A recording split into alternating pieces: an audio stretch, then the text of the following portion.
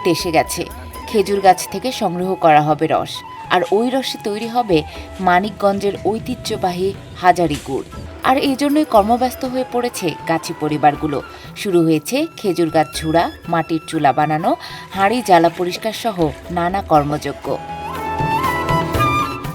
গাছিরা জানান এখন খেজুর গাছ ঝেড়ে পরিষ্কার করছেন, 2 সপ্তাহের মধ্যেই গাছ কেটে রস সংগ্রহ করবেন, আর ওই রস থেকে বিশেষ কায়দায় বানাবেন ঐতিহ্যবাহী হাজারি গুড়। কার্তিক মাসের 1 সপ্তাহ থাকতে আমরা গাছগুলি এবার সরে একটু নামিয়ে পড়ছে, এখন ঠান্ডা চলে এসে গাছ যত টাকা দরকার ঘুরে ফেলাম। শীত এসে গেছে, আমরা এখন গাছ ঝুড়তেছি, প্রস্তুতি নিচ্ছি।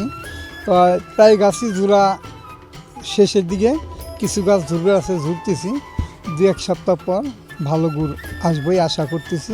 গাছ চাষে উঠছে আর কি, কিন্তু অরিজিনাল রসটা নামতে এখন আমাদের 15-20 দিন বাকি।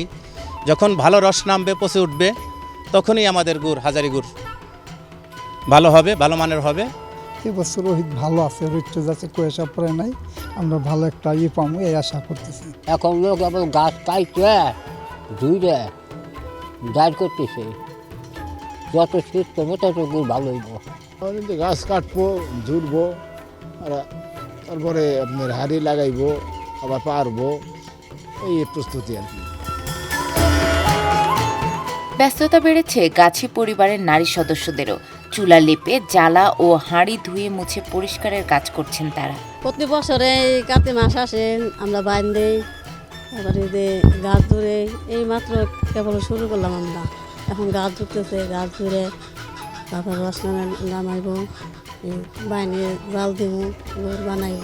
রস খালি গাছে উঠবো, গাছ কেটে আনি দিব রস, আমরা লাকড়ি রোদ্রে দিব, আমরা জাল দিব, ওই হাঁড়ি পাতিল ধুমু, অনেক কাজ মনে করেন। এই যে হাঁড়ির কাছে বসে রয়েছে, এটা গরম পানি দিয়ে ধুমু, ঠান্ডা পানি দিয়ে ধুলে চলবে না।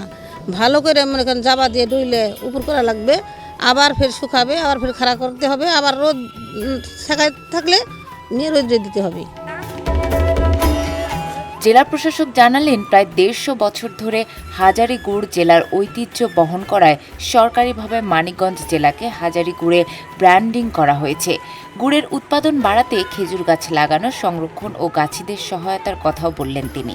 গাছিরা সবসময় সরকার থেকে এবং জেলা প্রশাসন থেকে যেই সহযোগিতাগুলো পেয়ে থাকছে সেগুলো পাবে।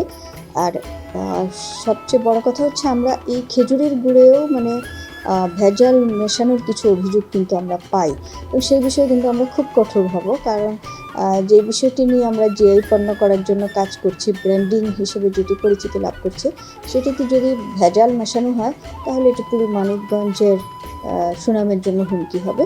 এই বিষয়ে আমি গাছিদেরও সহযোগিতা চাচ্ছি। আবহাওয়া ভালো থাকলে এবছর মানিকগঞ্জে খেজুর গুড়ের উৎপাদন বাড়বে বলে আশা করছেন গাছিরা।